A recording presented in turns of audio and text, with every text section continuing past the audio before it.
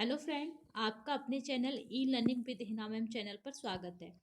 आप सबको पता है कि हम क्या कर चुके हैं, कॉलवर की थ्योरी पर बात कर चुके हैं। यानी कॉलवर की जो थ्योरी है उसे पढ़ चुके हैं, यानी नैतिक विकास का सिद्धांत उसको हमने पढ़ लिया है। अगर और भी किसी सिद्धांत को आपको पढ़ना हो या समझना हो तो आप कमेंट बॉक्स में बता सकते हैं। हम क्या कर रहे हैं, कुछ सिद्धांत थे, यानी सिद्धांतों से रिलेटेड बनने वाले क्वेश्चन हो, जैसे आपके प्याजे हुए, कॉलबर्ग हुए, आपके वाइगोस्की हुए, उनके सिद्धांतों से बनने वाले सॉल्व क्वेश्चनों को देख रहे हैं जो हर बार परीक्षा में आए हुए हैं।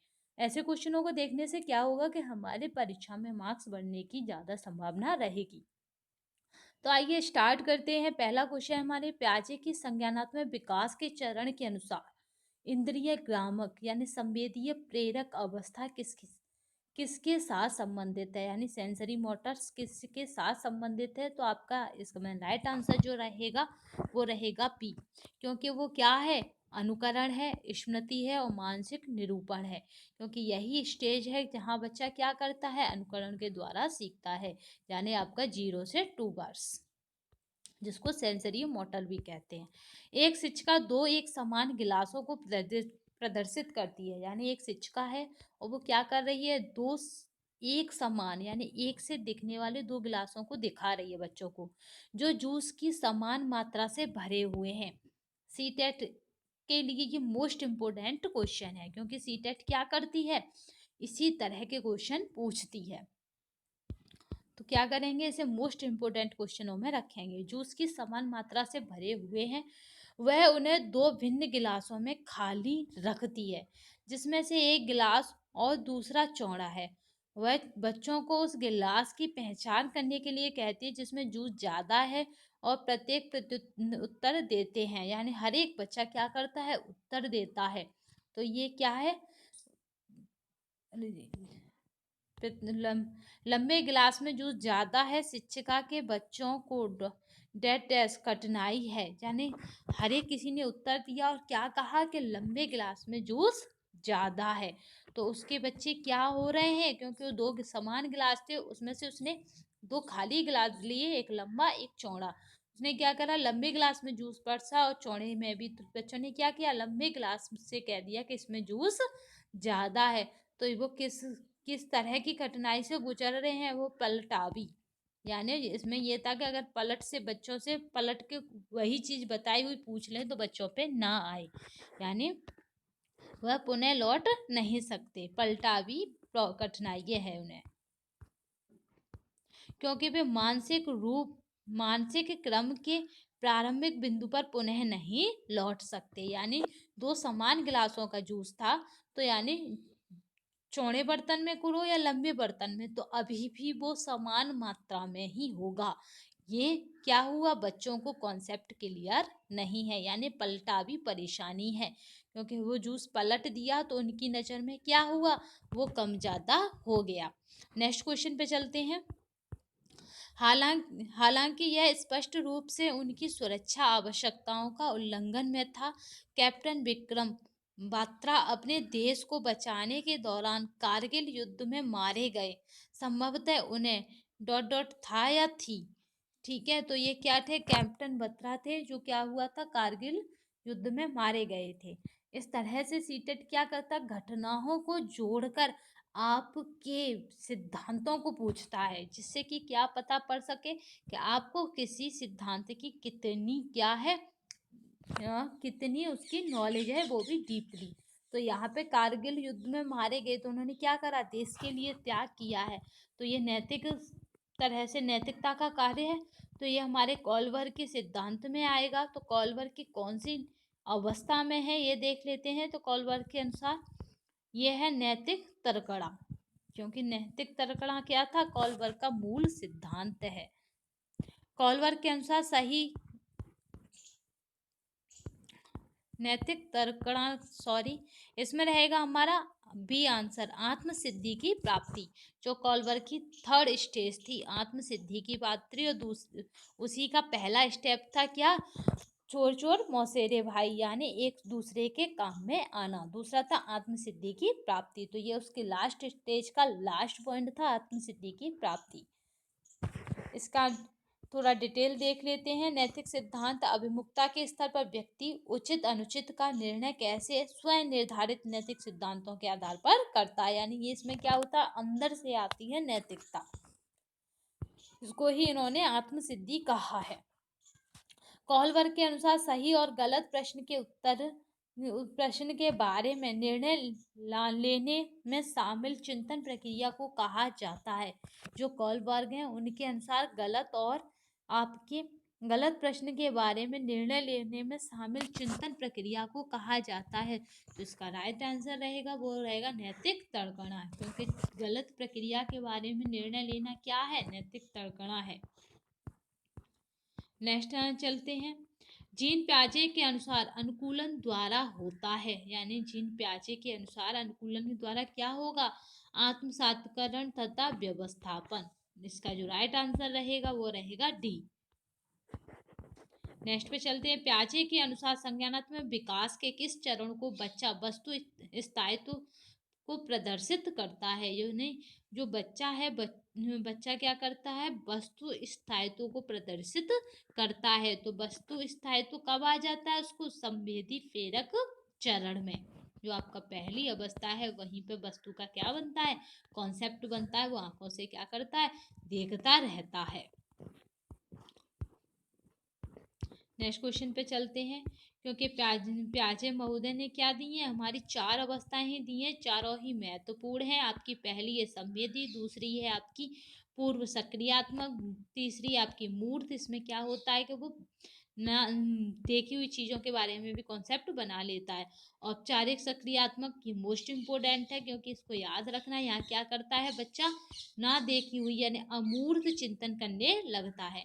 नेक्स्ट चलिए, प्याजे की औपचारिक सक्रियात्मक अवस्था बालक की किस आयु अवधि तक मानी जाती है। यानी इसने औपचारिक पूछी है तो वो हमारी मानी जाती है 11 से एभव। तो इसमें जो हमारा राइट आंसर रहेगा वो रहेगा 11 से 15 वर्ष। याद रखना, ये उसकी पहली अवस्था है, ये उसकी दूसरी अवस्था है यानी 2 से 7 वर्ष, यानी पूर्व सक्रियात्मक अवस्था। ये उसकी तीसरी अवस्था है यानी आपकी मूर्त सक्रियात्मक अवस्था। ये आपकी चौथी अवस्था है जिसको नाम दिया जाता है औपचारिक सक्रियात्मक अवस्था।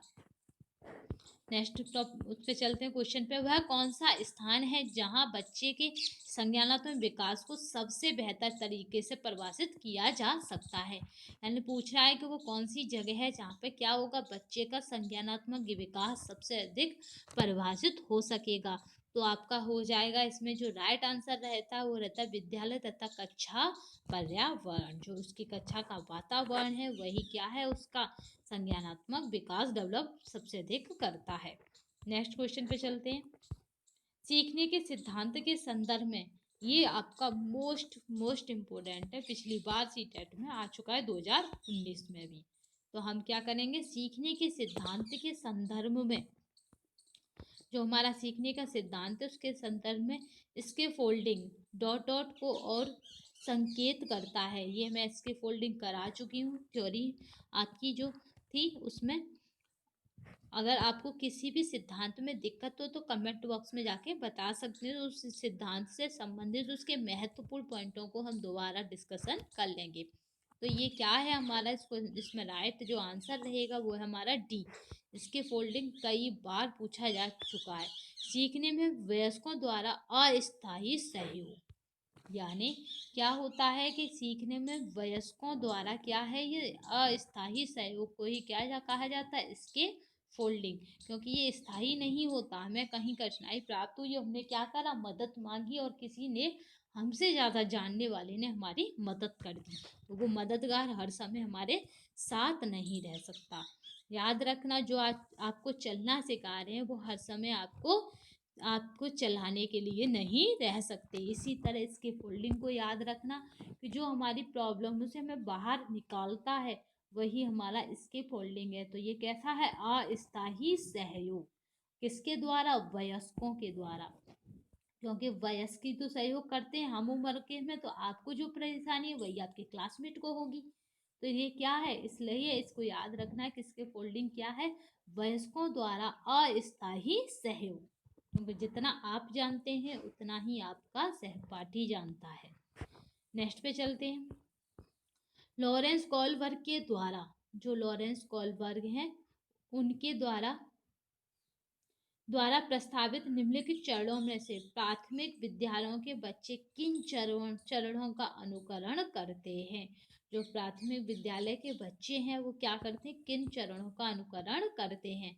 तो जो प्राथमिक विद्यालय के बच्चे हैं वो हमारा अनुकरण करते हैं। इसमें जो हमारा राइट आंसर रहेगा वो रहेगा 2 और 1, यानी 2 और 1 इसमें हमारा राइट आंसर है। व्यक्तिगता का और विनिमयन का, आज्ञा पालन और दंड उन्मुखीकरण का।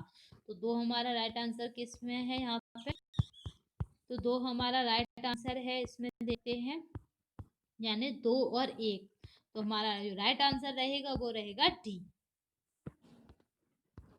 नेक्स्ट क्वेश्चन पे चलते हैं। प्याजे तथा वाइगोत्स्की के अनुसार एक रचनात्मक कक्षा कक्ष में अधिगम, यानी रचनात्मक कक्षा कक्ष है तो उसमें अधिगम कैसा होगा, विद्यार्थियों द्वारा स्वयं सृजित किया जाता है जो एक सक्रिय भूमिका निभाते हैं। यानी ये क्या होता है, विद्यार्थियों के द्वारा स्वयं सृजित किया जाता है, ये क्या करते हैं, सक्रिय भूमिका निभाते हैं। नेक्स्ट क्वेश्चन पे चलते हैं। वो हमारा वाइगोत्स्की के अनुसार बच्चे सीखते हैं, जो वाइगोत्स्की है उनके अनुसार बच्चे सीखते हैं किससे, वयस्कों और समवयस्कों के साथ परस्पर क्रिया से। यानी वाइगोत्स्की मानते हैं कि बच्चे वयस्कों और समवयस्कों के साथ परस्पर क्रिया से सीखते हैं। कोलबर्ग के अनुसार बच्चे सीखते हैं, वाइगोत्स्की के अनुसार ये था कि वयस्कों समवयस्कों, ध्यान रखना बा में वयस्क है और बा में ही क्या है, वाइगोत्स्की है। इस तरह इसको याद रखना कि बा में ही वयस्क है और बा में ही वाइगोत्स्की है। तो वाइगोत्स्की के अनुसार बच्चे सीखते हैं वयस्कों समवयस्कों के साथ परस्पर क्रिया से। बा प्लस बा कर लेना, इस तरह क्या होगा, ये ट्रिक याद हो जाएगी। तो यहाँ पे क्या है कि इनके द्वारा बच्चे सीखते हैं। कोहलबर्ग के अनुसार बच्चे सीखते हैं, बच्चे कैसे सीखते हैं, नैतिक विकास के चरण, क्योंकि कोहलबर्ग का सिद्धांत ही नैतिक विकास है तो उन्होंने कहा नैतिक विकास के चरण के द्वारा बच्चे सीखते हैं। नेक्स्ट पे चलते हैं। एक बच्ची कहती है कि धूप में कपड़े जल्दी सूख जाते हैं, वह डॉट डॉट की समझ को प्रदर्शित कर रही है। यानी एक बच्ची है जो ये जानती है या मानती है कि धूप में क्या होता है, कपड़े जल्दी सूख जाते हैं। तो वो क्या बताना चाह रही है यहाँ पे आपको, तो वो बताना चाह रही है आपको कार्य कारण, यानी कार्य को बता रही है, उसके कारण को भी बता रही है कि कपड़े क्या होते हैं, जल्दी सूख जाते हैं। कहाँ पे सूख जाते हैं, धूप में, तो ये कार्य कारण को बता रही है। नेक्स्ट पे चलते हैं। प्याजे के अनुसार बच्चों का चिंतन वयस्कों से डॉट डॉट भिन्न होता है बजाय डॉट डॉट के। यानी प्याजे कह रहे हैं कि बच्चों का चिंतन वयस्कों से भिन्न होता है बजाय किसके, तो इसमें जो राइट आंसर रहेगा वो है प्रकार एवं मात्रा में, क्योंकि जो वयस्क हैं उनसे प्रकार में भिन्न होता है तथा बजाय मात्रा के, यानी यहाँ पे मात्रा नहीं प्रकार में क्या होता है, उनका चिंतन भिन्न होता है। नेक्स्ट चलते हैं। लॉरेंस कोलबर्ग के नैतिक तर्क के सिद्धांत की अनेक बातों के लिए आलोचना की जाती है। जो लॉरेंस कोलबर्ग हैं के नैतिक तर्क के सिद्धांत की अनेक बातों के लिए आलोचना की जाती है। इस आलोचना के संदर्भ में निम्नलिखित में से कौन सा कथन सही है, तो इसमें जो राइट आंसर रहेगा वो रहेगा ए, यानी अपनी सैद्धांतिक रूपरेखा पर पहुंचने के लिए कोहलबर्ग ने प्याजे के सिद्धांत को दोहराया है। यानी कोहलबर्ग ने किसका सहारा लिया है, वो है अपनी सैद्धांतिक रूपरेखा पर पहुंचने के लिए कोहलबर्ग ने प्याजे के सिद्धांत को दोहराया है। लॉरेंस कोहलबर्ग के नैतिक तर्क के सिद्धांत की अनेक बातों के लिए आलोचना की जाती है। इस आलोचना के संदर्भ निम्नलिखित में से कौन सा कथन सही है, तो यानी कोहलबर्ग के लिए ये भी कथन सही है। दूसरा और एक और कथन है जो इनके सिद्धांत की सबसे बड़ी आलोचना कहा जाता है, वो है कि नैतिकता में इन्होंने क्या करा, उस सिद्धांत में केवल बॉयसों को शामिल किया, उसमें गर्ल्सों को शामिल नहीं किया था अपने सिद्धांत में।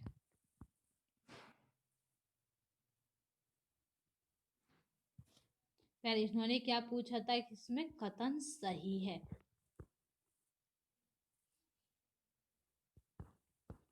नेक्स्ट चलते हैं। कोई 5 साल की लड़की एक टी शर्ट को तह करते हुए अपने आप से बात करती है। ये हर बार पूछा जाता है सीटेट में। क्या करती है वो? अपने आप से बात करती है। लड़की द्वारा प्रदर्शित व्यवहार के संदर्भ में निम्नलिखित में से कौन सा कथन सही है? यानी वो क्या कर रही है? कपड़ा तय करती जा रही है, जो औरतें करती हैं ज़्यादातर अमूमन, कि वो कपड़ा तय करती जा रही है और क्या कर रही है? वो अपने आप से बात कर रही है। तो वो किस व्यवहार को प्रदर्शित कर रही है वो लड़की? तो आपका इसमें जो राइट आंसर रहेगा वो रहेगा हमारा, क्योंकि वो कपड़ा तय करती जा रही है आपकी। यदि 5 साल की लड़की एक टी शर्ट को तय करते हुए, यानी वो टी शर्ट तय कर रही है, अपने आप से बात करती है, तो प्याजे के अनुसार यह लड़की पूर्व सक्रियात्मक अवस्था में है। इस अवस्था में बच्चे को अहम केंद्रित भाषा का काफी विकास हो चुका रहता है तथा वह चीजों को स्वयं से संबंध करके देखने लगते हैं, जबकि वाइगोत्स्की इसकी व्याख्या बच्चे द्वारा निजी भाषा से अपनी क्रियाओं को नियमित करने के प्रयासों के रूप में करते हैं। वाइगोत्स्की मानते हैं कि वो क्या करते हैं? अपने कार्यों को दिशा देते हैं, जबकि प्याजे क्या मानते हैं? कि वह अहम केंद्रित भाषा है। ठीक है, तो इसका जो राइट आंसर है वो था हमारा ए। इसका जो राइट आंसर था वो है हमारा ए। क्या जाने जीन प्याजे इसे अहम केंद्रित भाषा कहेंगे। लेम वाइगोत्स्की इसकी व्याख्या बच्चे के द्वारा निजी भाषा में अपनी क्रियाओं को नियमित करने के प्रयासों के रूप में करेगा। नेक्स्ट क्वेश्चन पे चलते हैं। यानी इनमें क्या है? दोनों ही सिद्धांतों में अपनी अपनी अलग अलग राय है। तो याद रखना, जब भी वाइगोत्स्की आएंगे तो वो कहेंगे कि बच्चा क्या कर रहा है? अपने कार्यों को दिशा दे रहा है, जबकि प्याजे आएंगे तो वो कहेंगे अहम केंद्रित भाषा है। वाइगोत्स्की के अनुसार संज्ञानात्मक विकास का मूल कारण है।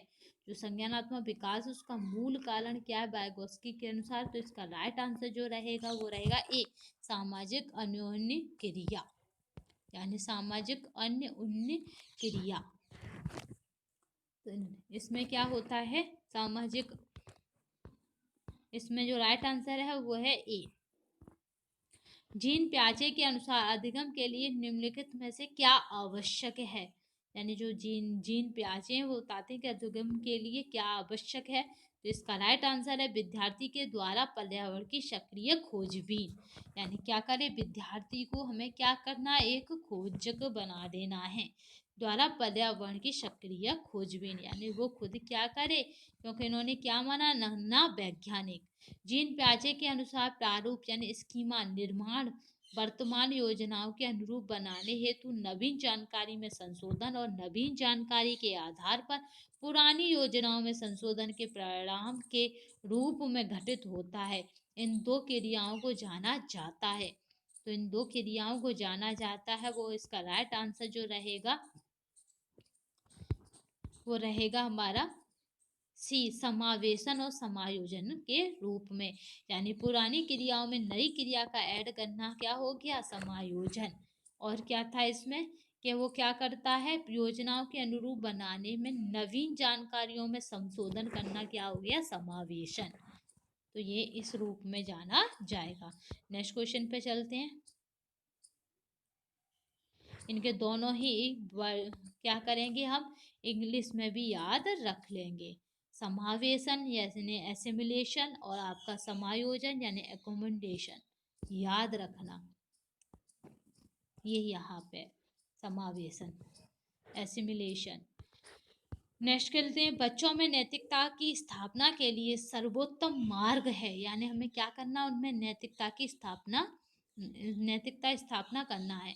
तो सर्वोत्तम मार्ग क्या है? शिक्षक का आदर्श रूप में व्यवहार करना। यानी शिक्षक क्या करे? खुद एक आदर्श बन जाए अपने विद्यार्थियों के लिए, तो उन्हें कहीं पे भटकना नहीं पड़ेगा नैतिकता के लिए, क्योंकि वो जितना जल्दी टीचर की आदर्शों से प्रभावित होते हैं उतना दुनिया में किसी भी चीज़ से प्रभावित नहीं होते उस स्टेज पे, उस अवस्था पे, छोटी अवस्था पे। प्याजे की कौन सी अवस्था का संबंध अमूर्त एवं तार्किक चिंतन से है? यानी प्याजे की ऐसी कौन सी अवस्था है जिसका संबंध अमूर्त और तार्किक चिंतन से है? तो वह इसका राइट आंसर है, वो है सी, अमूर्त और सक्रियात्मक अवस्था। यानी जीन पियाजे के अनुसार औपचारिक सक्रियात्मक अवस्था यानी 11 से 15 वर्ष में बालक अमूर्त बातों के संबंध में तार्किक चिंतन करने की योग्यता विकसित करता है। औपचारिक सक्रियात्मक विचार बालकों को वास्तविकता से बाहर जाने तथा संभावनाओं पर विचार करने योग्य बनाते हैं। जीन पियाजे द्वारा परिभाषित चरण किस जिसमें संज्ञानात्मक विकास की शुरुआत शिशु द्वारा अपनी संवेदना यानी विवेक एवं गतिविधियों का इस्तेमाल दुनिया को समझने के साथ होती है, कहलाता है। यानी कहलाता है, तो इसमें राइट आंसर जो रहेगा वो रहेगा ए, यानी संवेदी मोटर अवस्था। नेक्स्ट क्वेश्चन पे चलते हैं। तो हमारा जो आंसर क्या है उसमें संवेदीय मोटर अवस्था, तो यानी रखना ये 0 से 2 वर्ष है। प्याजे की जो अवस्थाएं हैं उन पर हम क्या करेंगे, एक आपकी डिटेल में वीडियोस लाएंगे, क्योंकि ये अवस्थाएं हर बार सीटेट में आती हैं और ये मोस्ट इम्पोर्टेंट हैं। अपने आप के वातावरण के साथ सामंजस्य बैठाने की क्षमता से बुद्धिमत्ता का संबंध जोड़ने वाला वैज्ञानिक था, तो वो आपका राइट आंसर रहेगा जीन पियाजे, क्योंकि वो क्या मानते हैं, बच्चे को नन्हा वैज्ञानिक। चलिए, पियाजे के संज्ञानात्मक विकास सिद्धांत के अनुसार संवेदी क्रियात्मक अवस्था होती है। तो जो संवेदी क्रियात्मक अवस्था है आपको पता ही है कि वो क्या है, जन्म से 2 वर्ष, यानी आपका जन्म हुआ उससे 2 वर्ष। कहीं कहीं पे भी हमें ये 0 से 2 वर्ष भी मिलती है, क्योंकि बच्चे का जब से आता है तब से 2 वर्ष तक। लॉरेंस कोलबर्ग विकास के क्षेत्र में शोध के लिए जाने जाते हैं। जो लॉरेंस कोलबर्ग है उन्होंने कौन सा दिया है, यानी तो आपको पता ही है किसके लिए जाने जाते हैं, नैतिक। नेक्स्ट क्वेश्चन पे चलते हैं। एक बच्ची को अपने पिता एक बच्ची है, उसको अपने पिता चहल कदमी करा रहे थे। बच्ची जानती थी कि चिड़िया जैसी चीजें होती हैं, परंतु उसने कभी पतंग को नहीं देखा था। पतंग को देखकर उसने कहा, चिड़िया को तो देखो। उसके पिता ने कहा, यह पतंग है। यह उदाहरण दिखाता है, यह उदाहरण क्या दिखाता है कि उसने पतंग को भी क्या कह दिया, चिड़िया। तो इसका जो हमारा राइट आंसर रहेगा वो क्या रहेगा कि उसने क्या करा है, कभी भी पतंग और चिड़िया में अंतर को नहीं जाना। तो जो इसका राइट आंसर रहेगा वो है सम्मिलन, क्योंकि उसको चिड़िया और पतंग में कोई अंतर नजर नहीं आया।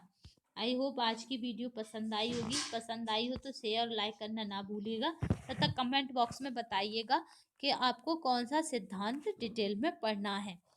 आज की वीडियो के लिए बस इतना ही। धन्यवाद।